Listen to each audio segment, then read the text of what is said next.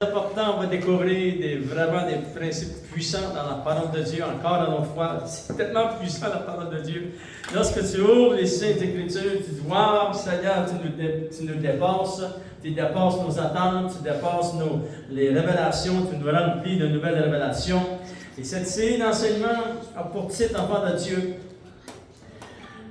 Et on va se poser la question, pourquoi Jésus passa toute la nuit à prier Dieu? Alléluia, c'est très important. Il y a quelque chose qui est arrivé dans la chambre de prière du Seigneur. Ça dit qu'il montait sur la montagne pour prier. Et qu'est-ce qui s'est passé là, enfant de Dieu? Alléluia. Pour que nous, aujourd'hui, nous puissions apprendre et nous puissions utiliser tout ce que le Seigneur a mis en place. Il a mis des grandes choses en place pour que son Église existe aujourd'hui. Wow! Et on va lire ensemble dans Luc chapitre 6. Oh, Dieu est bon, alléluia. Luc chapitre 6. On commence au verset 12, enfant de Dieu, et on se place dans le contexte. Vous savez, dans la parole de Dieu, nous savons que Jésus a monté souvent sur les montagnes pour prier. Il était seul et il priait son Père, et beaucoup de temps, c'était toute la nuit. Wow!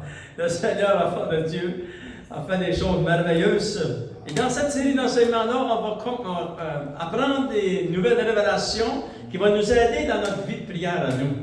Pourquoi qu'on prie, et on peut prier avec efficacité, prier avec puissance, prier avec audace, enfant de Dieu, afin d'avancer avec assurance devant le trône de Dieu. Il y a des raisons pour cela. Alléluia. Lisons, si vous voulez, ensemble dans Luc chapitre 6, verset 12. Il est dit, en ce temps-là, Jésus se rendit sur la montagne pour prier. Il passa toute la nuit à prier Dieu. Et quand le jour parut, et pendant que le Seigneur priait, le jour où le soleil s'est levé, et pendant que le jour parut, il appela ses disciples. Il en choisit 12 auxquels il donna le nom d'apôtres, Simon, qu'il nomma Pierre, etc., etc. Regardez au verset 17. Et là, il descendit avec eux. C'est-à-dire que Jésus était sur la montagne, descendu sur le plateau, il a parlé avec les disciples, il les a choisis, et après ça, tous ensemble, ils ont descendu au bas de la montagne. C'est-à-dire, il descendit avec eux et s'arrêta sur un plateau où se trouvait une foule de ses disciples et une multitude de peuples, wow, de toute la Judée, de Jérusalem, de la contrée maritime de Tyr et de Sidon, enfant de Dieu. Ils étaient venus pour l'entendre et pour être guéris de leur maladie. Et ceux qui étaient tourmentés par des esprits impurs étaient guéris. Et toute la foule cherchait à le toucher, parce qu'une force sortait de lui, il les guérissait tous. Alléluia! Seigneur, nous te remercions. Nous te remercions de tout ce que tu as fait. Tu es un Dieu qui a prévu d'avance. Tu as vu loin d'avance, Seigneur. C'est merveilleux tout ce que tu as pensé, ce que tu as mis en marche. Et ce que tu as mis en place pour nous, ton Église, afin que nous puissions être une Église victorieuse, afin que nous puissions être aussi des enfants de Dieu, qui avanceraient avec assurance devant le trône de la grâce. Mais Seigneur, toi, tu as placé, Seigneur, tout ce qui devait être placé. Dans le monde spirituel, dans le monde matériel, Seigneur, oh Dieu, afin que nous puissions être efficaces. Pour l'avancement de ton royaume, bénis la parole de Dieu dans nos cœurs. Alléluia. Et au nom de Jésus. Nous t'avons prié, Seigneur. Dieu est bon, enfant de Dieu. Savez, enfant de Dieu, ça dit que Jésus passa toute la nuit à prier Dieu. Mais il y a une chose que nous lisons dans la parole de Dieu qui est très, très importante. Jésus a dit à plusieurs reprises, moi et le Père, nous sommes un. C'est-à-dire que la communication que Jésus avait avec son Père était parfaite. C'était une communication céleste. Alléluia. Jésus n'a pas appris à prier. Jésus était déjà une personne de prière. Il avait une communication avec son Père, enfant de Dieu. qui était vraiment d'une qualité puissante. Alléluia! Vraiment la plus haute des qualités. Alléluia! Et pourtant, ça dit que Jésus monta sur la montagne. Il passa toute la nuit à prier son Père. Gloire au Seigneur. C'est certainement pour nous servir d'exemple à nous qui voulons être des chrétiens forts. Et nous voulons puiser nos ressources nos forces puiser dans les ressources infinies de notre Dieu. Repousser les ruses et les trappes et les attaques de l'ennemi. Alléluia. Et rester maître de la place, comme il est dit dans Éphésiens chapitre 6. Afin que nous puissions être des chrétiens victorieux au fond de Dieu. Alors, pourquoi Jésus passa-t-il beaucoup d'endroits dans les évangiles que ça nous dit que Jésus passa beaucoup de temps sur la montagne, sur les montagnes, pour prier Dieu et prier toute la nuit? C'est-à-dire, enfants de Dieu, nous allons découvrir à travers cette série d'enseignements que Jésus a positionné ce monde et tous ceux qui allaient venir et être sauvés et transportés dans le royaume de Dieu. Ces chrétiens qui allaient être nés de nouveau à travers toutes les générations, après, enfants de Dieu, après que le Saint-Esprit descendu dans la chambre haute, la promesse était pour tous ceux qui étaient là dans la chambre haute, mais pour tous ceux qui allaient venir, à travers toutes les générations, jusqu'à nous, jusqu'au temps que Jésus va venir chercher son Église, et même après, enfants de Dieu. Jésus a fait quelque chose sur ces montagnes. Et puis la parole de Dieu nous explique, on va découvrir vraiment quelque chose de très puissant. Alléluia! Voici, enfants de Dieu, quelques raisons pourquoi Jésus passa toute la nuit à prier son Père. Nous trouvons cette première révélation que je crois que c'est l'une des plus importantes dans Luc chapitre 3, enfants de Dieu. Et regardons verset 21 jusqu'au verset 22.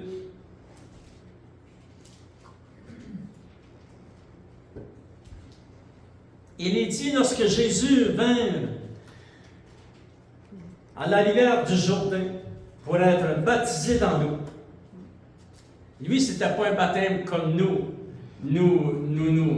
Lorsqu'on est baptisé dans l'eau, c'est pour servir, pour confesser que nous avons accepté le Seigneur et puis qu'on veut rester attaché au Seigneur, qu'on veut marcher dans notre engagement qu'on a pris envers le Seigneur.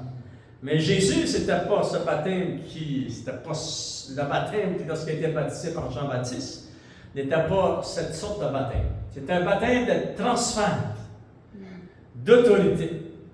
Jean-Baptiste allait être le dernier prophète des hommes, basé avec l'Ancien Testament. Mais Jésus allait devenir le plus grand des prophètes.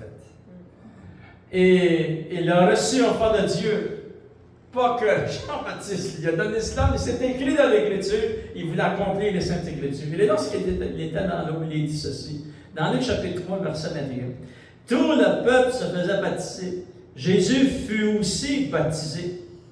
Et pendant qu'il priait, le ciel s'ouvrit. Amen. C'est très important. Première raison pourquoi Jésus priait. Ici, enfants de Dieu, vous savez, si nous aurions été où Jésus était, sur le bord de la rivière du Jourdain, et juste entrer pour quelques instants, lorsque Jésus s'est mis à prier, le ciel s'est ouvert. Alléluia! Gloire au Seigneur. Et lorsque le ciel s'ouvrit, Jean-Baptiste, il est dit dans Jean aussi, ça dit enfant de Dieu, qu'il vit le Saint-Esprit descendre sur Jésus comme une colombe.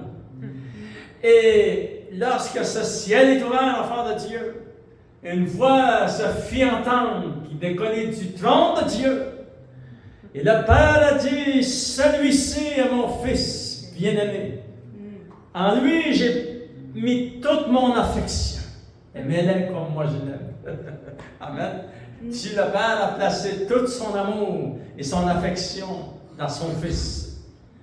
Mais nous découvrons une des premières raisons pourquoi Jésus pria. Il alla sur la montagne pour prier. C'est afin que le ciel soit ouvert. Le ciel n'a pas toujours été ouvert. Regardez dans l'Ancien Testament, il est dit dans Deutéronome chapitre 28, on va lire quelques versets à partir du verset 15 et versets 23 et 24. Gardez votre doigt dans Luc chapitre 3 parce qu'on va y revenir. Et vous savez que le chapitre 28, Deutéronome chapitre 28, du verset 1 jusqu'au verset 14, parle de toutes les bénédictions que contient le royaume de Dieu et qui, lorsque nous obéissons, viennent dans nos vies. À partir du verset 15 jusqu'au verset 62, ça parle de toutes les malédictions. Regardez, enfants de Dieu, dans Deutéronome chapitre 28, verset 15, ça dit ceci. Je vais vous lire ça, enfants de Dieu. Mais si tu n'obéis point à la voix de l'Éternel ton Dieu, si tu n'observes point, mais pas en pratique tous ses commandements et toutes ces lois que je te prescris aujourd'hui, voici toutes les malédictions qui viendront sur toi et qui seront ton partage. Maintenant, je vais vous encourager au moins à lire ces versets une fois dans votre vie. Et lorsque vous les lisez, soyez très attentifs parce que vous allez découvrir que beaucoup de malédictions peuvent venir sur des gens qui ne connaissent pas le Seigneur, qui n'obéissent pas à Dieu. Mais ici, on parle au verset 23 de cette malédiction et ça s'appelle ceci, enfant de Dieu. Le ciel sur ta tête sera d'airain et la terre sous toi sera de fer. Ça veut dire que le ciel n'a pas toujours été ouvert. Amen. C'est juste pour vous montrer que dans l'Ancien Testament, même dans le Nouveau Testament, et même aujourd'hui, il y a beaucoup de gens sur cette planète qui sont sous un ciel fermé, sont sous un ciel d'airain. Mais lorsque tu viens au Seigneur, parce que Jésus a ouvert le ciel est ouvert. Maintenant, lorsque tu es chrétien, tu es né de nouveau, et lorsque tu rentres dans ta chambre de prière, tu dois saisir cette vérité que le ciel est ouvert. Amen. Mais il y a quelqu'un qui l'a ouvert, ce ciel. Et son nom, c'est Jésus. Amen. Alléluia. Lorsque Jésus est monté sur la montagne pour prier à plusieurs reprises, à plusieurs endroits dans la parole de Dieu, juste dans seulement les évangiles d'enfants de Dieu, le Seigneur, l'enfant de Dieu, lorsqu'il va monter sur cette montagne, il y a des raisons pourquoi il va là. C'était pas certainement pour lui, mais c'était pour les autres et pour nous. Parce que vous avez remarqué dans Luc chapitre 6, Jésus était sur la montagne, il descend sur un plateau, il choisit tous ses apôtres, amen, et il va continuer sa marche, il descend jusqu'au bas de la montagne, et le Saint-Esprit avait préparé pendant la nuit toute une foule de gens qui venaient de toutes les villes, et ça dit, enfant de Dieu, que tous étaient venus pour entendre le Seigneur Jésus. Alléluia. Et tous ont été guéris. Les démons étaient chassés. Dieu avait démasqué la puissance des ténèbres. Et les gens étaient touchés, guéris, restaurés. Ça veut dire que Jésus, lorsqu'il montait sur cette montagne pour prier, enfant de Dieu, c'était vraiment pour tout ce qui allait se passer juste les minutes après, juste la même jour après, juste dans les semaines après, dans les mois après, le Seigneur a manifesté sa gloire, sa puissance. Première chose qu'il a fait, il a marqué, enfant de Dieu, ce monde terrestre, il a marqué le monde spirituel. Et il a ouvert ce ciel, qui est très important pour nous lorsque nous prions. Nous voulons réaliser que le ciel est ouvert dessus de nous. Alléluia. Nous marchons sur un ciel de bénédiction. Maintenant, enfants de Dieu, lorsque nous prenons un exemple aussi facile que le jour où nous avons été sauvés, le jour avant d'être sauvés, on n'avait aucune communication de Dieu. On était dans le royaume des ténèbres, mais le jour de notre salut, ça n'a pas pris 75 heures ou 75 jours à Dieu de nous bénir, de nous sauver. Ça s'est fait instantanément parce que c'était prêt. Le ciel est ouvert, le ciel a été ouvert au-dessus de nous et nous avons été sauvés, transportés dans le royaume. Alléluia. Il a arrivé des miracles extraordinaires sans qu'on le sache, sans que moi, j'ai préparé quoi que ce soit. C'est mon sauveur qui l'avait préparé. Jésus vous a préparé un ciel ouvert, enfant de Dieu. Alléluia. Il est dit, enfant de Dieu, dans Matthieu chapitre 3, Matthieu chapitre 3, verset 13. On n'a pas le temps de tous les lire, mais j'aimerais vous montrer, c'est encore lorsque Jésus est baptisé dans l'eau. Ça dit Matthieu chapitre 3, verset 13. Alors Jésus vint de la Galilée au Jourdain vers Jean-Baptiste pour être baptisé par lui. Alléluia. Et c'est la même chose qui est arrivée. Ça dit, enfant de Dieu, verset 16, dès que Jésus eut été baptisé, il sortit de l'eau, et voici les cieux s'ouvrirent. Soulignez ça dans votre Bible. Lorsque vous priez, vous entrez dans votre chambre de prière, c'est fait, c'est un état accompli, c'est fait. Le Seigneur Jésus a marqué, a ouvert le ciel au-dessus de nous, enfants de Dieu. Et c'est très important qu'on réalise que cela s'est réalisé. Alléluia. Donc, lorsque tu vas prier demain matin, ou ce soir, lorsque tu vas prier, souviens-toi que le ciel est ouvert. Tu n'as pas forcé d'ouvrir le ciel, il est ouvert le ciel. Prie avec un cœur sincère et crie à Dieu, et le Seigneur entendra ta prière, enfant de Dieu. Maintenant, le Seigneur a fait plus encore. Regardez dans Éphésiens chapitre 2. Il faut que je vous montre ça, enfant de Dieu. Alléluia. Jésus a marqué cette terre, cette planète. Il a marqué le premier ciel, il a marqué le deuxième ciel, le troisième ciel. Il a ouvert en-dessus de nous, les cieux sont ouverts. Alléluia. Maintenant, enfant de Dieu, il a dit ceci dans Éphésiens chapitre 2. On doit lire cela, c'est très important pour nous. Parce que nous voulons vraiment prier avec efficacité, avec la puissance du Saint-Esprit, enfant de Dieu. Éphésiens chapitre 2, verset 1, il est dit. Et là, ça parle un peu lorsque nous, avant qu'on vienne au Seigneur, on ne connaissait pas le Seigneur, on vivait dans le péché, etc. Verset 1, ça dit, vous étiez morts, on était morts par nos offenses et nos péchés, on était séparés de Dieu, le ciel était fermé au-dessus de nous, on n'avait pas de relation avec le Seigneur. On était morts spirituellement. Dans lequel vous marchiez autrefois selon le train de ce monde et selon le prince de la puissance de l'air et de l'esprit qui agit maintenant dans les fils de la rébellion. Nous aussi, on faisait partie de ces gens-là. Mais, regardez ça, verset 4. Vous devez souligner ça dans votre Bible. Parce que le ciel est ouvert, mais le Seigneur vous a positionné dans ce ciel. Regardez enfant de Dieu. C'est-à-dire, vous avez accès au ciel. Vous êtes sur la terre, vous avez accès au ciel. Et c'est Jésus qui a positionné tout ça. Il a établi ces principes de puissance. C'est Jésus qui a ouvert le ciel. Il est dit au verset 4, « Mais Dieu, qui est riche en miséricorde à cause du grand amour qu'il nous a aimés, nous qui étions morts par nos offenses, nous a rendus à la vie avec Christ. C'est par la grâce que nous avons été sauvés.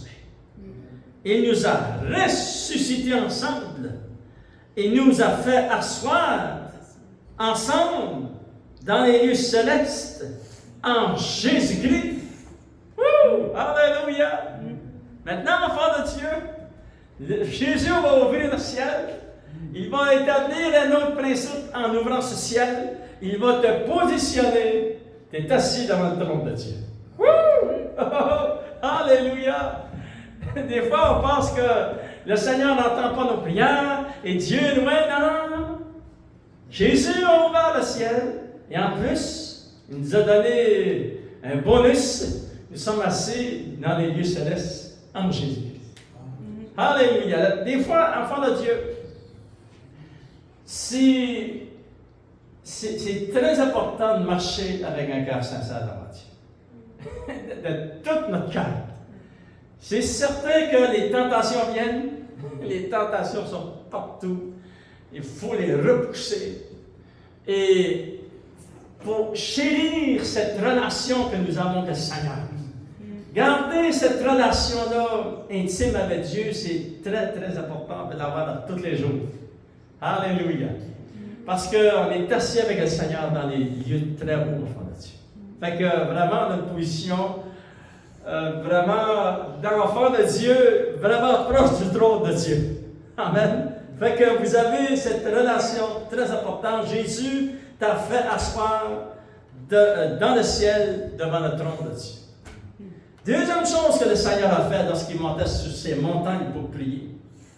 Jésus, enfant de Dieu, pourquoi Jésus passa ses nuits à prier son Père? C'est-à-dire que le Seigneur, enfant de Dieu, lui, il n'a pas perdu un instant. Sa vie, là, c'était tout timé sur. En tous les jours. La nuit même, la nuit, enfant de Dieu. Il a été sur la terre pour 33 ans et demi. Et pendant ces 33 ans et demi, il n'a pas perdu un instant. Il a seulement eu 3 ans et demi de ministère. Wow! C'est vite, 3 ans. C'est juste 36 mois, plus un autre 6 mois, ça fait. Ça se passe tellement vite, c'est 42 mois. Voyez-vous? Ça fait que Jésus n'a pas perdu aucun instant. Deuxième raison pourquoi il va monter sur la montagne. Il va ouvrir le ciel. Mais Jésus avait promis ceci, et je dois vous montrer ça, et vous voulez le souligner dans votre Bible, c'est très important. C'est dans Jean chapitre 1, enfant de Dieu. Alléluia. On va lire le verset 51. On n'a pas le temps de lire tous les autres versets, mais je vais vous encourager à partir de lire verset 35 jusqu'au verset 51.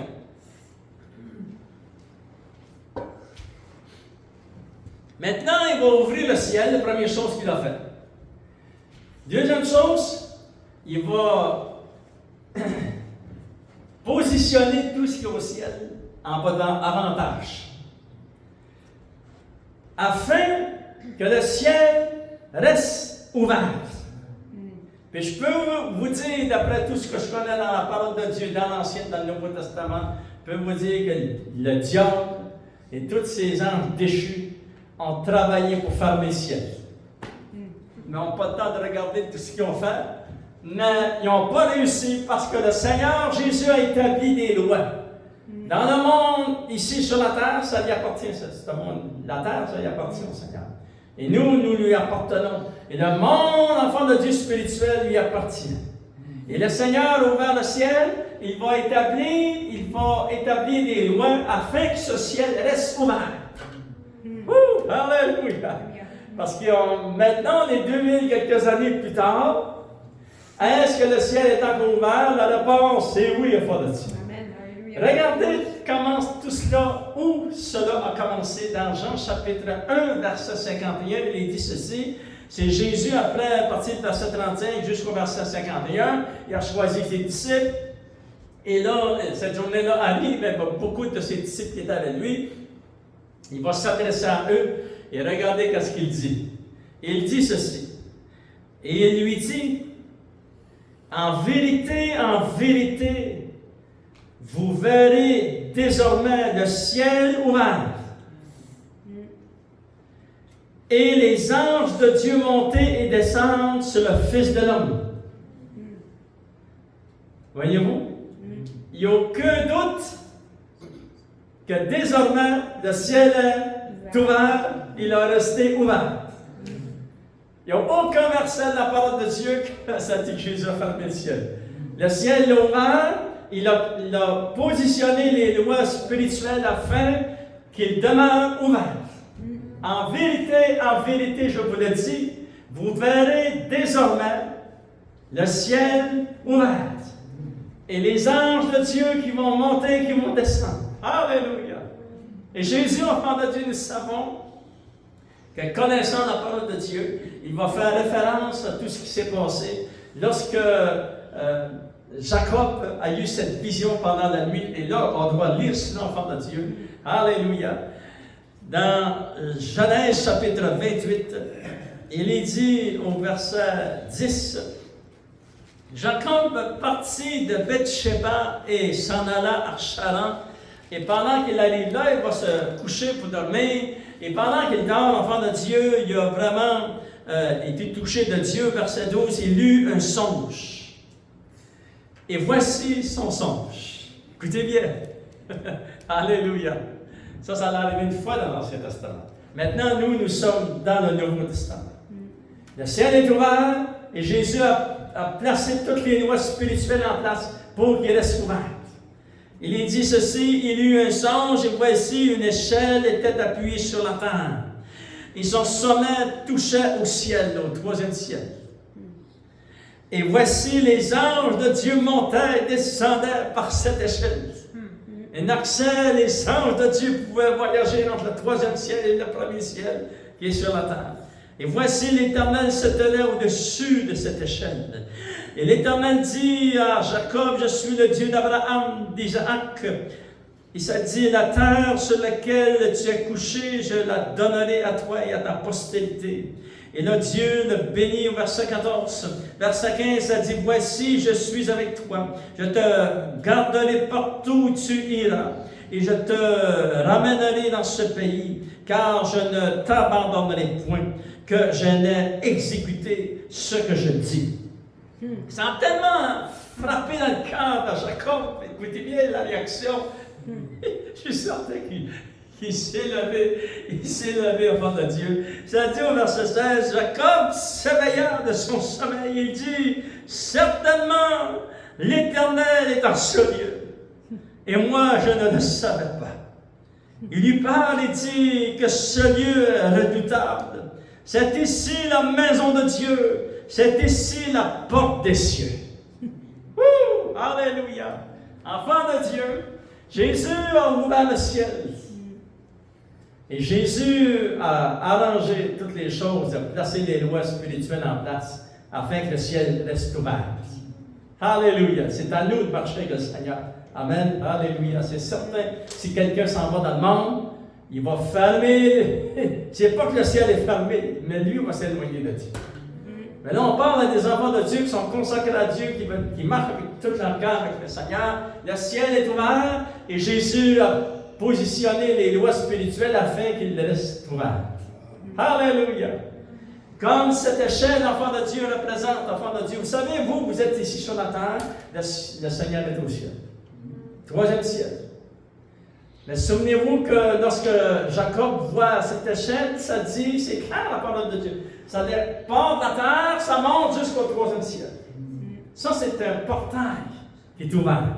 Le ciel est ouvert. Alléluia.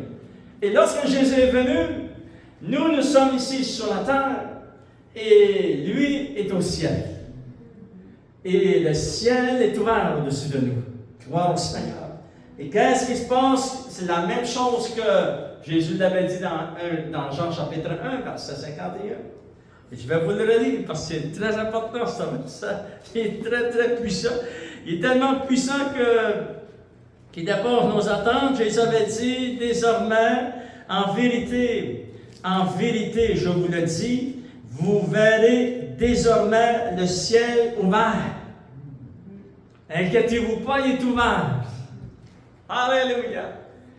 Et lorsque ce ciel est ouvert, vous verrez les anges de Dieu y monter et descendre. Alléluia. Pourquoi que les anges de Dieu pouvaient monter dans l'Ancien Testament à travers la vision que Jacob a eue? Et pourquoi Jésus nous dit que les anges de Dieu montent et descendent? C'est parce que ces anges sont enfants de Dieu envoyés par Dieu afin de travailler en faveur de ceux qui héritent le salut. Alléluia! C'est très, très, très important. Ceux qui héritent le salut de Dieu. Regardez dans Hébreux chapitre 1, verset 14. Alléluia! Toi tu hérites le salut de Dieu. Amen. Tu as hérité le salut de Dieu. Ces versets sont pour toi. Il est dit ceci dans Hébreux chapitre 1, verset 14, il est dit, ne sont-ils pas des esprits, c'est-à-dire les anges de Dieu, au service de Dieu, envoyés pour exercer un ministère en faveur? C'est quoi qu'ils font les anges? Ils sont envoyés par Dieu. Ils sont envoyés pourquoi? Regardez. Envoyés pour exercer un ministère en faveur de ceux qui héritent du salut. C'est-à-dire, enfants de Dieu, que les anges de Dieu travaillent en notre faveur. On ne les voit pas, mais ils travaillent en notre faveur.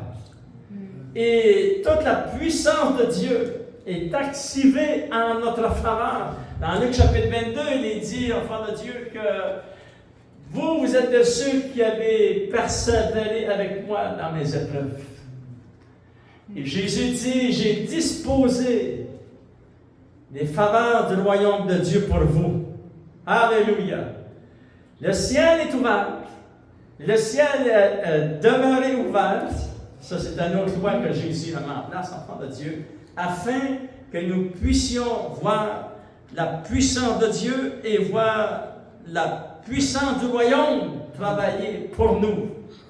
Regardez dans Matthieu chapitre 18, verset 10, il dit ceci.